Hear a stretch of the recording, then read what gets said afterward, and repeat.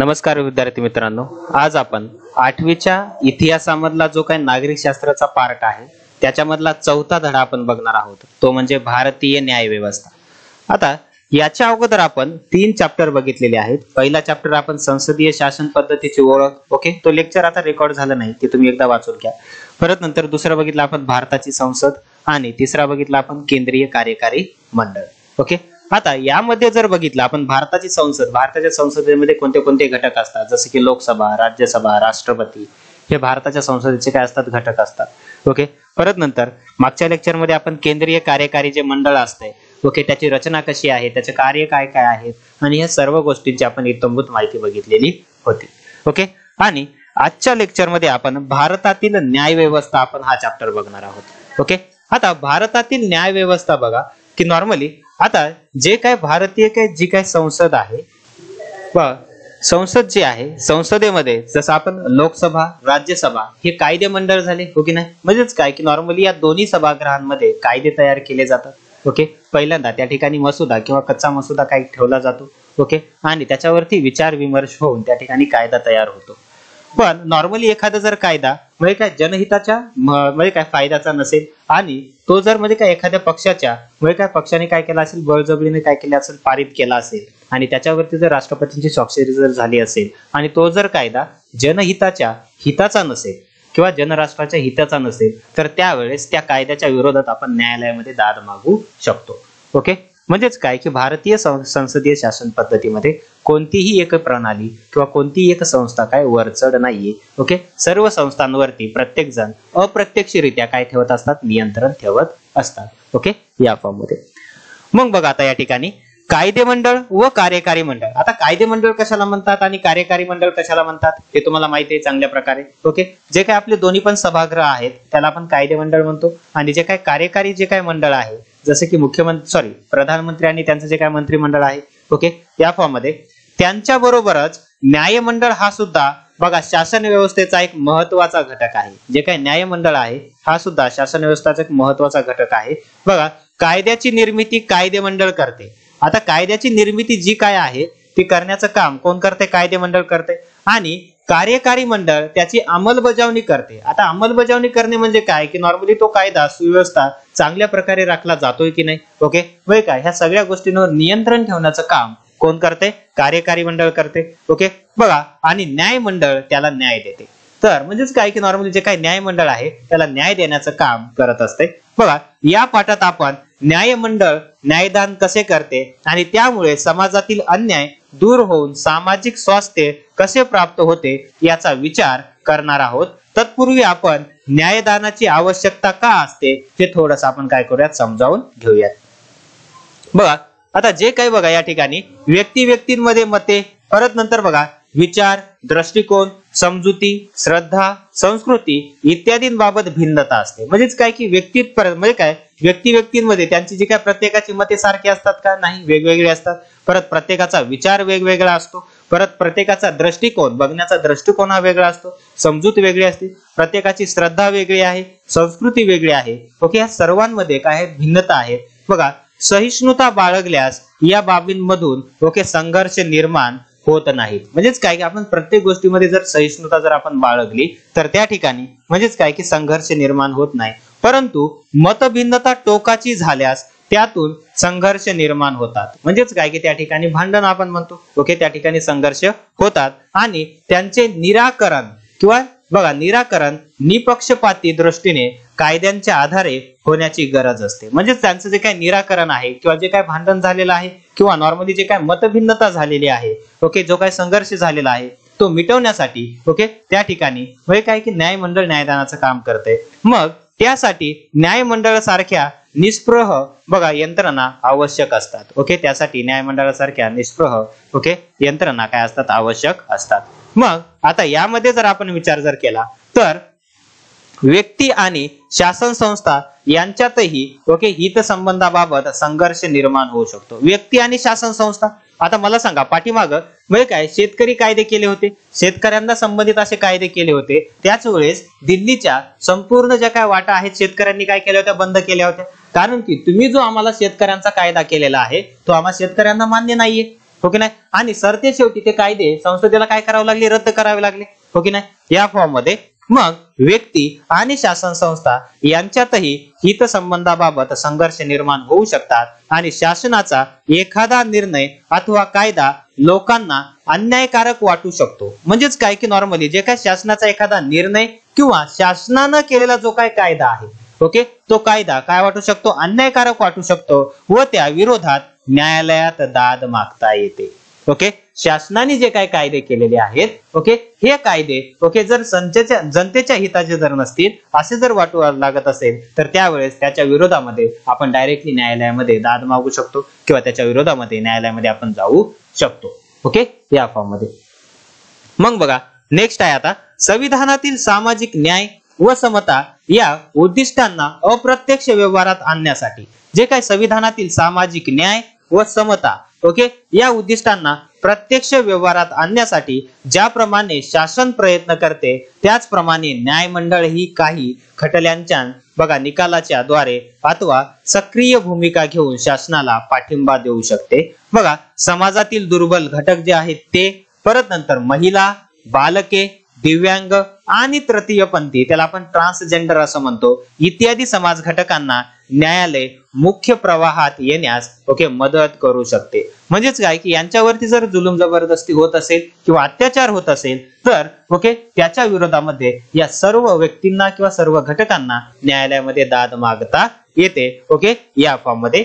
परत नंतर नेक्स्ट बघा स्वातंत्र्य. बघा स्वातंत्र्य, समता, न्याय आणि लोकशाही. बघा जे काय स्वातंत्र्य आहे, समता आहे, न्याय आणि लोकशाही यांचे बघा फायदे सामान्य माणसाला जेव्हा मिळतात तेव्हा लोकशाहीची व्याप्ती आणि खोली वाढते. म्हणजेच काय की नॉर्मली प्रत्येकाला आता आपल्या देशामध्ये समजे काय की स्वातंत्र्य आहे, समता आहे, ओके, म्हणून या ठिकाणी लोकशाही आहे असं म्हणून म्हणजे काय असं म्हटलं जाते तर त्याची खोली सुद्धा काय होते, वाढते आणि लोकशाही बळकट होण्यास ही बाब आवश्यक आहे.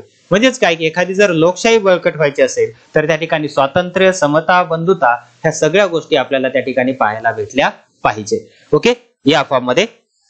परत नंतर बघा आता कायद्याचे अधिराज्य न्यायमंडळामुळे सुरक्षित राहते. आता कायद्याचे अधिराज्य जे आहे म्हणजेच काय, समजा एखादा कायदा केला आणि एखादा कायदा केल्यानंतर तो जर कायदा लोकहिताच्या हिताचा नसेल तर त्यावेळेस त्या ठिकाणी न्यायमंडळामुळे ओके तो कायदा कसा राहतो, सुरक्षित राहतो किंवा नॉर्मली त्याच्या विरोधामध्ये आपल्याला दाद मागता येते जेणेकरून एकतर तो कायदा रद्द होईल किंवा तो कायदा समोर चालत राहील.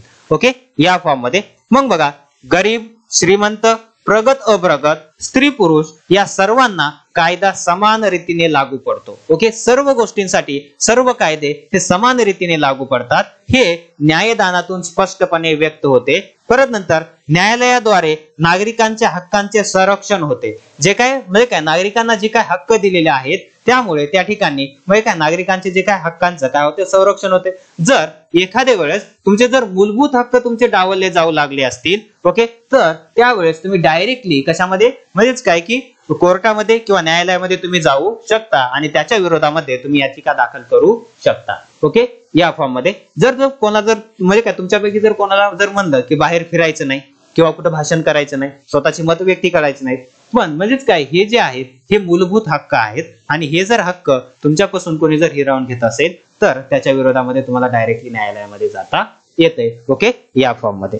बघा मग आता या ठिकाणी कायद्यानुसार बघा तंट्यांचे निराकरण होते व कोणत्याही गटाची व्यक्तीची दडपशाही किंवा हुकुमशाही निर्माण होण्यास प्रतिबंध होतो. म्हणजेच काय आता समाजामध्ये आपण खूप सारे वेगवेगळे कृत्य बघतो हो की नाही, मग त्यावेळेस समाजामध्ये कायदा आणि सुव्यवस्था राखण्यासाठी तसं तर म्हणजेच काय की सरकार आहे किंवा पोलीस यंत्रणा आहे, पण नॉर्मली जे काय गुन्हेगार सापडले त्यांना शिक्षा करण्याचं काम कोणाचं आहे, न्यायालयाचं आहे. ओके, आता या न्यायमंडळाची रचना कशी असते आपण ते थोडस अभ्यासूयात.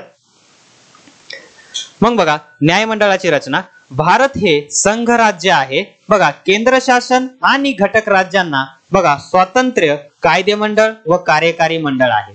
ओके, म्हणजेच काय की नॉर्मली भारत हे संघ राज्य आहे. आता केंद्र शासन आणि घटक राज्यांना, आता घटक राज्य कोणते, जसे की आता पूर्ण भारत हा काय झाला, केंद्र शासन झालं, तिथं अधिपत्य कोणाचं चालणार आहे, केंद्राचं चालणार आहे. पण नॉर्मली महाराष्ट्र झालं, केरळ झालं, परत नंतर तेलंगणा, ओके, मग असे जे काही राज्य आहेत हे काय झाले, घटक राज्य झाले. ओके, या फॉर्म मध्ये. मग बघा, परंतु या ठिकाणी न्यायमंडळ मात्र संपूर्ण देशासाठी एकच आहे. संपूर्ण देशासाठी न्यायमंडळ कसं आहे, एकच आहे. त्यात केंद्र व घटक राज्य अशी स्वातंत्र्य विभागणी नाही. केंद्र आणि घटक राज्य अशी स्वातंत्र्य विभागणी आहे का, नाही. याचाच अर्थ भारतातील न्याय व्यवस्था एकात्म स्वरूपाची आहे. भारतातील न्याय व्यवस्था कशी आहे, एकात्म स्वरूपाची आहे.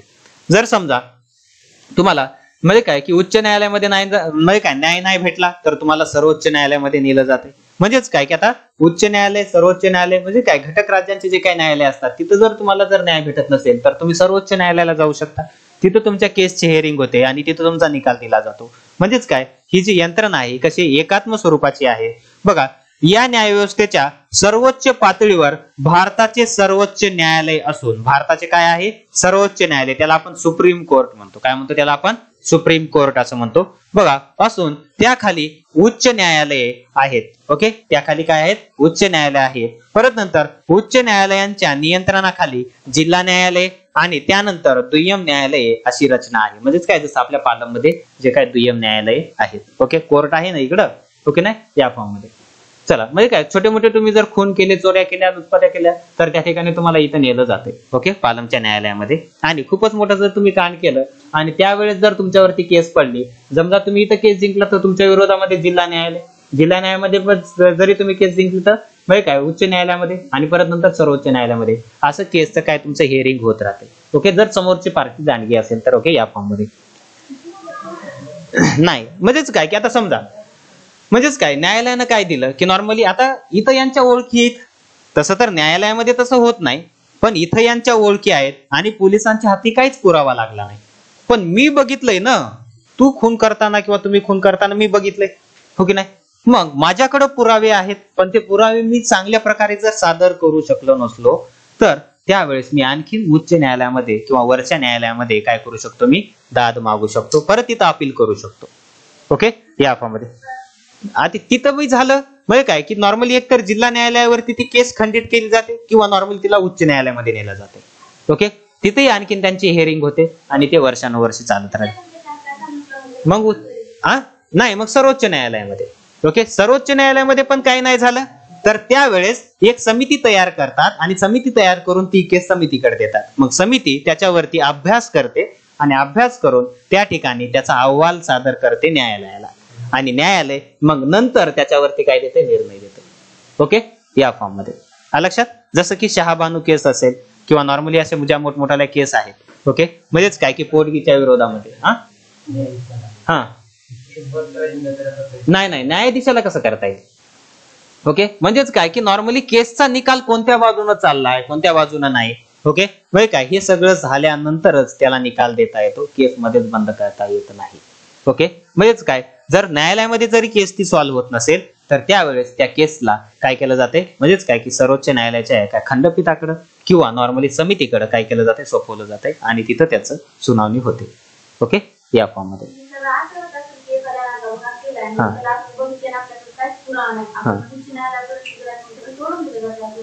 मग पुरावा नसल्यास आपण काय करणार. ओके, कारण की न्यायालय कशावर चालते, पुराव्यावर चालते. तुम्ही काय बघितलंय त्याच्यावर चालतंय का, नाही. कशावर चालणार आहे, पुराव्यावर चालणार आहे. ओके, आता काही दिवसांना असं पण येईल की तुमच्या डोक्यामध्ये खरंच ते फिट आहे का बघण्यासाठी. ओके, काही दिवसांनी येईल, त्यावेळेस ती यंत्रणा येईल. ओके, पण सध्या पुरतं तर काय, आपल्याकडे पुरावे पाहिजेच. ओके, या फॉर्म मध्ये. चला, आता सर्वोच्च न्यायालय. बघा, आता भारताचे सरन्यायाधीश सर्वोच्च न्यायालयाचे प्रमुख असतात. त्याला बरोबर अंडरलाईन करून ठेवा. भारताचे जे काही सरन्यायाधीश हे सर्वोच्च न्यायालयाचे कोण असतात, प्रमुख असतात. बघा, भारताच्या सरन्यायाधीशांची व अन्य न्यायाधीशांची नेमणूक राष्ट्रपतींकडून केली जाते. ओके, हा पॉइंट खूप महत्वाचा आहे. म्हणजेच काय की नॉर्मली जे काही भारताचे सरन्यायाधीश आहेत आणि अन्य जे काही न्यायाधीश आहेत त्यांची नेमणूक कोण करते, राष्ट्रपती करतात. काल आपण बघितलं होतं राष्ट्रपती पॉइंट मध्ये. हो की नाही, या फॉर्म मध्ये.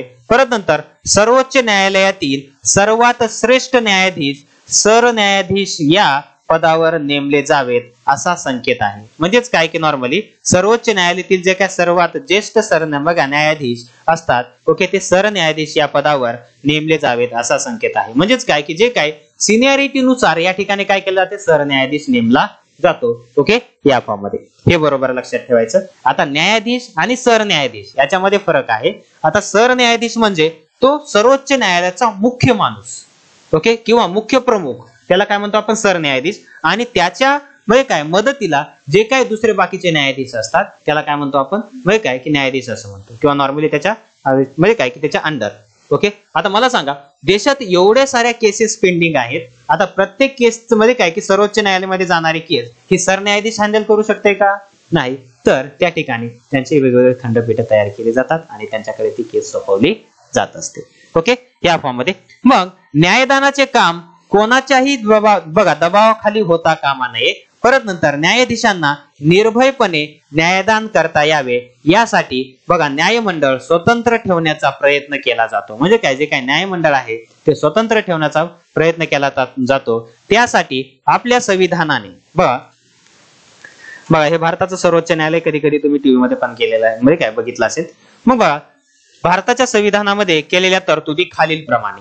मग आता काय काय तरतुदी आहेत बरं. एक सरन्यायाधीश आहे तर त्या पात्रतेच्या अटी काय काय आहेत बघा, की बघा न्यायाधीशांच्या पात्रतेच्या अटी संविधानाने स्पष्ट केल्या आहेत. बघा निष्णात कायदेतज्ञ ओके असलेल्या, परत नंतर उच्च न्यायालयात न्यायाधीश पदाचा किंवा वकिलाचा अनुभव असलेल्या व्यक्ती पात्र मानल्या जातात. जे काही न्यायाधीश आहेत ओके, जे काही उच्च न्यायालयामध्ये, आता सर्वोच्च न्यायालय आणि उच्च न्यायालय याच्यामध्ये फरक आहे. सर्वोच्च न्यायालय दिल्ली या ठिकाणी आहे, तर उच्च न्यायालय हे प्रत्येक राज्यामध्ये आपल्याला पाहायला भेटतात. मग जे काही निष्णात कायदेतज्ञ असलेला, परत नंतर उच्च न्यायालयात न्यायाधीश पदाचा, जे काही उच्च न्यायालयामध्ये न्यायाधीश पदाचा किंवा वकिलीचा अनुभव असलेल्या व्यक्ती पात्र मानल्या जातात. परत नंतर नेक्स्ट आहे न्यायाधीशांची नेमणूक बघा राष्ट्रपती करतात. जे काही न्यायाधीशांची नेमणूक जी आहे ती कोण करते, राष्ट्रपती करतात. त्यामुळे बघा राजकीय दबाव दूर ठेवता येतो. त्यामुळे राजकीय दबाव त्यांच्यावरती येतो का कोणत्या प्रकारचा, नाही. ओके, या फॉर्म मध्ये. परत नंतर न्यायाधीशांना सेवा शाश्वती असते. बघा क्षुल्लक कारणासाठी अथवा राजकीय हेतूने त्यांना पदावरून दूर करता येत नाही. ओके, या फॉर्म मध्ये सर्वोच्च न्यायालयाचे न्यायाधीश वयाच्या 65व्या वर्षी तर उच्च न्यायालयाचे न्यायाधीश वयाच्या 62व्या वर्षी सेवानिवृत्त होतात. त्याला बरोबर अंडरलाईन करून ठेवायची. ओके, जे काही सर्वोच्च न्यायालयाचे जे काही न्यायाधीश असतात, ओके, सर्वोच्च न्यायालयाचे जे काही न्यायाधीश असतात ते वयाच्या 65व्या वर्षी आणि उच्च न्यायालयाचे जे काही न्यायाधीश असतात ते वयाच्या 62व्या वर्षी काय होतात, सेवानिवृत्त होतात. ओके, या फॉर्म मध्ये. परत नंतर बघा नेक्स्ट, आता न्यायाधीशांचे वेतन भारताच्या संचित निधीतून दिले जाते, त्यावर संसदेत चर्चा होत नाही. ओके, भारताचा जो काही संचित निधी आहे त्याच्यावरती कोणत्याही प्रकारची चर्चा होत नाही. आणि जे काही न्यायाधीशांचं जे काही वेतन आहे, त्यांचा जो काही पगार आहे भारताच्या संचित निधीतून काय केला जातो, दिला जातो. आणि त्यामध्ये संसदेवर चर्चा होत नाही किंवा संसदेवर त्याच्यावर प्रश्न उठवता येत नाही. ओके, परत नंतर बघा न्यायाधीशांच्या कृती व निर्णयांवर बघा व्यक्तिगत टीका करता येत नाही. कारण की न्यायाधीश हा व्यक्तिगत तिथं असतो का, नाही, तर संपूर्ण न्यायालय म्हणून ते काम करते.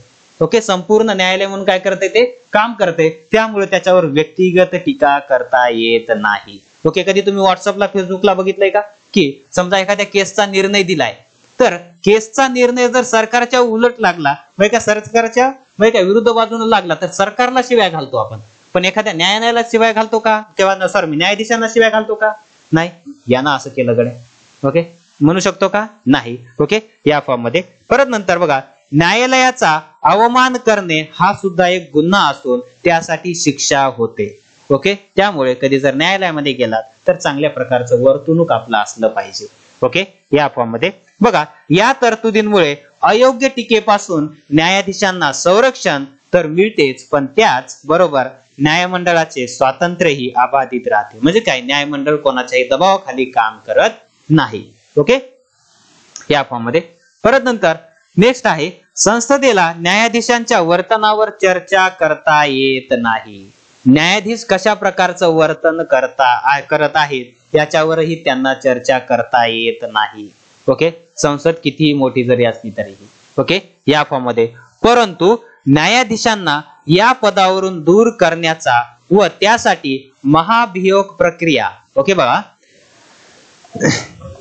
बघा महाभियोग प्रक्रिया चालवण्याचा अधिकार मात्र आहे. बघा मग आता न्यायालयीन सक्रियता काय आहे काय नाही. बघा न्यायाधीशांना एवढी संरक्षण म्हणजे काय की संविधानानं दिलेलं आहे. ओके, या फॉर्म मध्ये. परत नंतर नेक्स्ट आहे न्यायालयीन सक्रियता.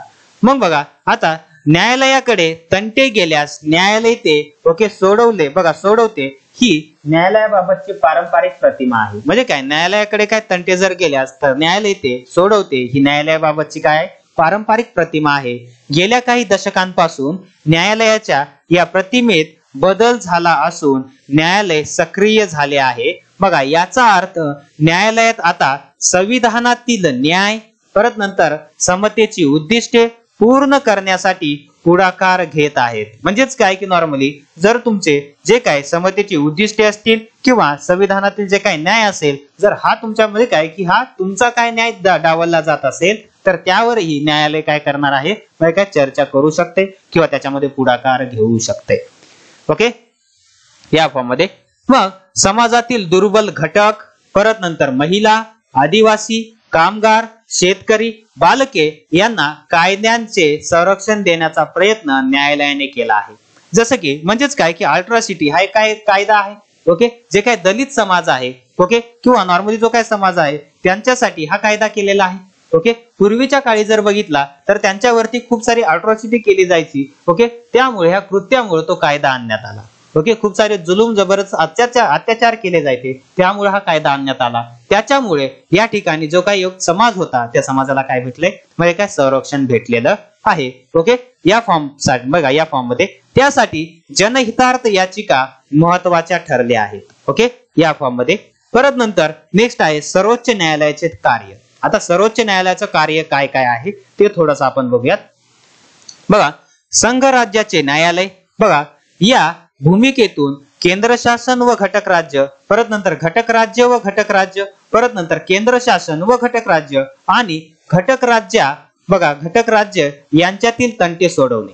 म्हणजेच काय की बघा आता कसं, आता नॉर्मली न्यायालय फक्त माणसांमधले म्हणजे काय की तंटे सोडवतंय का, नाही. आता बघा जसं की महाराष्ट्र आणि परत नंतर तेलंगणा आता बघितलं तर या ठिकाणी म्हणजेच काय की नॉर्मली बघा तिथं म्हणजे काय की बेंगळूर म्हणजे काय की नॉर्मली जे काय बेळगाव जे गाव आहे ओके, एकतर त्या राज्यामध्ये पण जाते महाराष्ट्रामध्ये पण येते. मग त्यावेळेस त्या म्हणजे काय की त्या भागावरून ओके महाराष्ट्रामध्ये आणि त्या राज्यामध्ये काय सध्या वादविवाद चालू आहे. आता हा वादविवाद सर्वोच्च न्यायालयामध्ये हो की नाही. म्हणजेच काय की बघा संघ राज्याचे न्यायालय या भूमिकेतून केंद्र शासन व घटक राज्य यांच्यामध्ये जो काही तंटा असेल तो सोडवण्याचं काम. परत नंतर घटक राज्य व घटक राज्य म्हणजे काय दोन राज्यांमध्ये जर भांडण असतील तर ते सोडवण्याचं काम.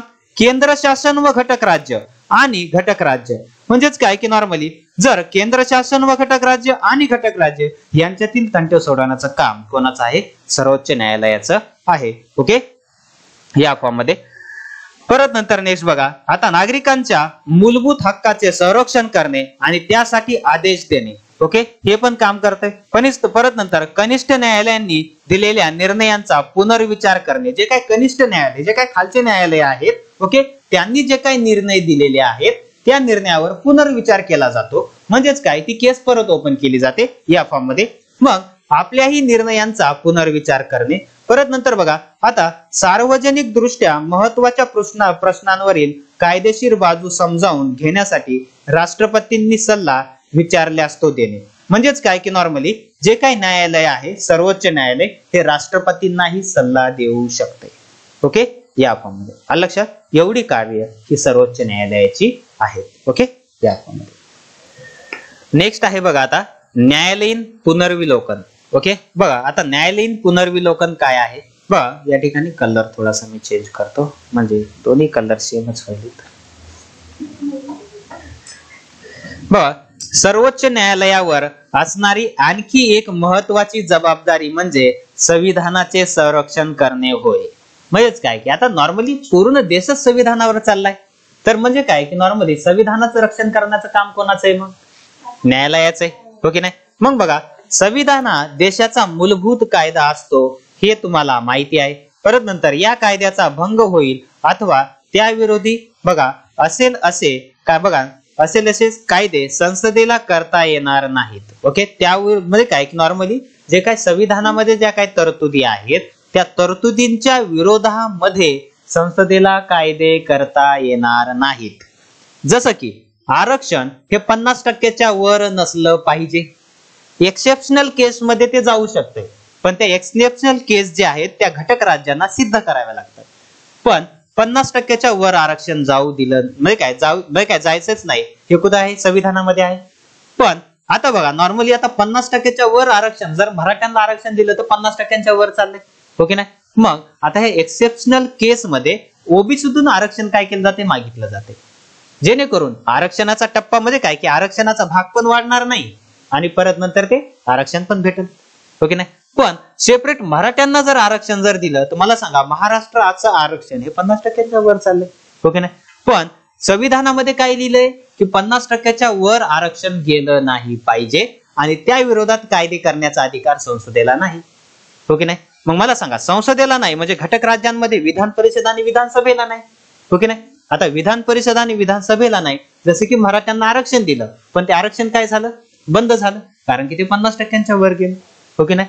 या फॉर्म मध्ये म्हणजेच की संविधानामध्ये ज्या काही तरतुदी आहेत त्या तरतुदींच्या पुढे संसदेलाही जाता येत नाही. ओके, या फॉर्म मध्ये.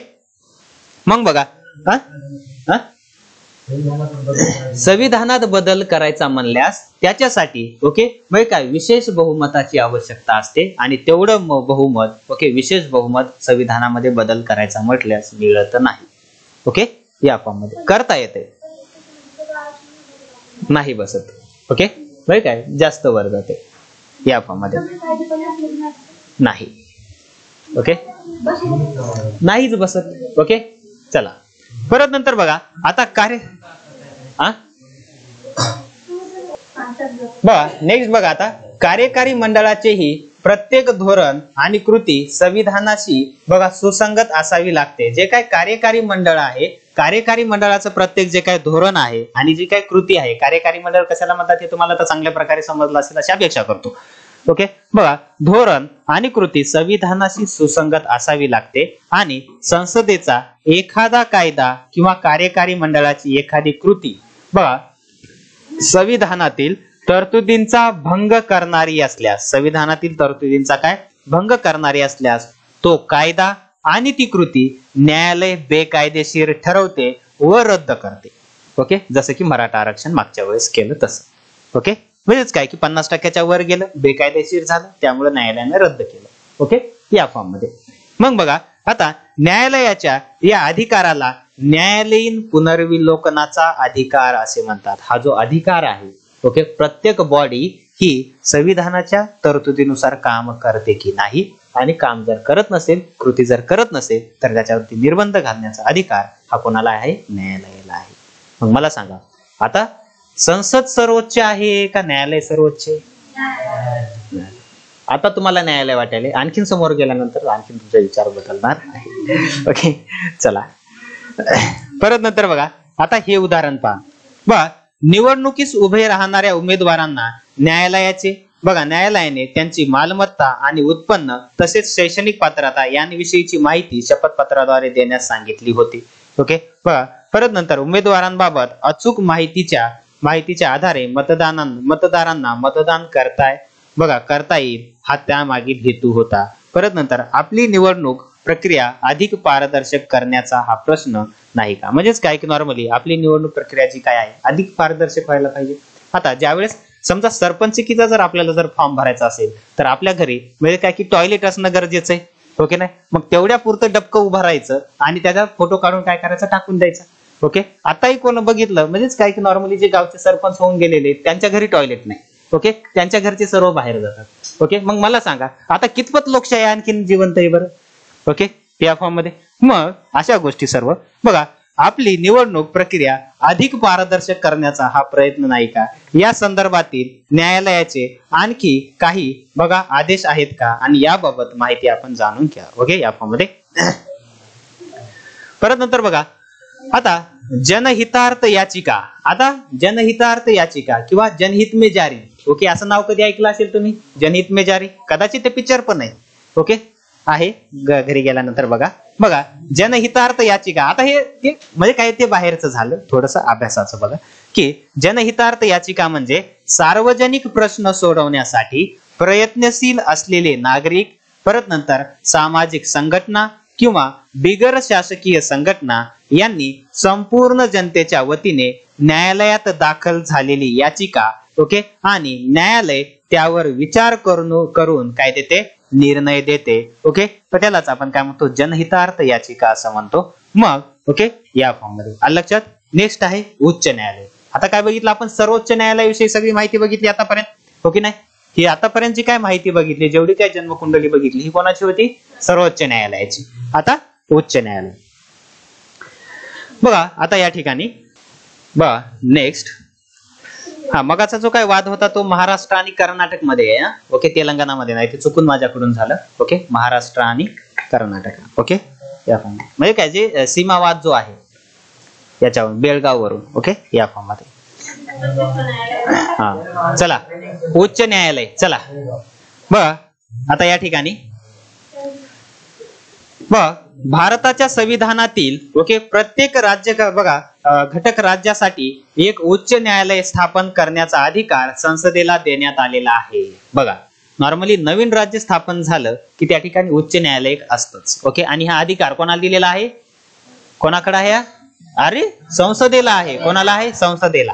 ओके, म्हणजे काय की न्यायालय स्थापन करण्याचा अधिकार कोणाला आहे? संसदेला आहे. बघा सध्या आपल्या देशात 24 नाही तर 25 उच्च न्यायालये आहेत. अलीकडच्या काळातील जे काय आंध्र प्रदेशमध्ये झालेलं आहे ते. ओके, म्हणजे काय उच्च न्यायालय 25 उच्च न्यायालय आहेत आणि उच्च न्यायालयात एक मुख्य न्यायाधीश आणि अन्य काही न्यायाधीश असतात. ओके, एक मुख्य न्यायाधीश आणि अन्य काही न्यायाधीश आपल्याला पाहायला भेटतात. ओके, या फॉर्म मध्ये. परत नंतर उच्च न्यायालयातील सर्व न्यायाधीशांच्या नेमणुका राष्ट्रपती करतात. ओके, उच्च न्यायालयातील जे काही न्यायाधीश असतात त्या सगळ्यांची नेमणुका कोण करतात? राष्ट्रपती करतात. सर्वोच्च न्यायालयामधल्या पण न्यायाधीशांची नेमणुका कोण करते? राष्ट्रपतीच. आणि उच्च न्यायालयामधल्या न्यायाधीशांची पण नेमणुका कोण करते? राष्ट्रपतीच. ओके, या फॉर्म मध्ये बघा. हा आता तुम्ही जो मगाशी प्रश्न म्हणले होते ना त्याचं इथं आलेलं आहे बघा की थोडासा कलर चेंज करतो. बघा मुंबई उच्च न्यायालय हे महाराष्ट्र व गोवा ही दोन राज्य. ओके, महाराष्ट्र आणि गोवा ही दोन राज्य, दादर नगर हवेली व दीव दमण हे केंद्रशासित प्रदेशांसाठी आहे आणि एकापेक्षा अधिक राज्यांसाठी असणाऱ्या उच्च न्यायालयांची आणखी 2 उदाहरणे शोधा. ओके, ते नंतर तुम्ही शोधून काय करा याच्यामध्ये लिहून ठेवा. पण नॉर्मली सध्या किती आहेत? 25 उच्च न्यायालय आहेत या फॉर्म मध्ये. लक्षात. चला मग आता उच्च न्यायालयाची कार्य. आता बघा आपल्या अधिकार क्षेत्रात दुय्यम न्यायालयांवर नियंत्रण ठेवण्याचा व बघा देखरेखीचा अधिकार कोणाचा आहे? उच्च न्यायालयाचा आहे. आता दुय्यम न्यायालय कशाला म्हणतात ते आपण खाली बघणारच आहोत. पण जे काय आपल्या अधिकार क्षेत्रामधले दुय्यम न्यायालय आहेत ओके त्यांच्यावर नियंत्रण ठेवण्याचा व देखरेख ठेवण्याचा अधिकार ओके उच्च न्यायालयाचा आहे. मूलभूत हक्कांच्या रक्षणासाठी ओके आदेश देण्याचा अधिकार ओके मूलभूत हक्कांचं जर कुठे जर पायमल्ली होत असतील किंवा मूलभूत हक्क डावलले जात असतील तर त्या ठिकाणी म्हणजे काय की त्यांच्या रक्षणासाठी या ठिकाणी आदेश काढण्याचा अधिकार कोणाला आहे? उच्च न्यायालयाला आहे. आणि जिल्हा न्यायालयातील न्यायाधीशांची नेमणूक करताना राज्यपाल उच्च न्यायालयाचा सल्ला घेतात. आता बरोबर लक्ष द्या. सर्वोच्च न्यायालय त्याच्या न्यायाधीशांची नेमणुका कोण करते? राष्ट्रपती. उच्च न्यायालय त्यांच्या न्यायाधीशांची नेमणुका कोण करते? राष्ट्रपती.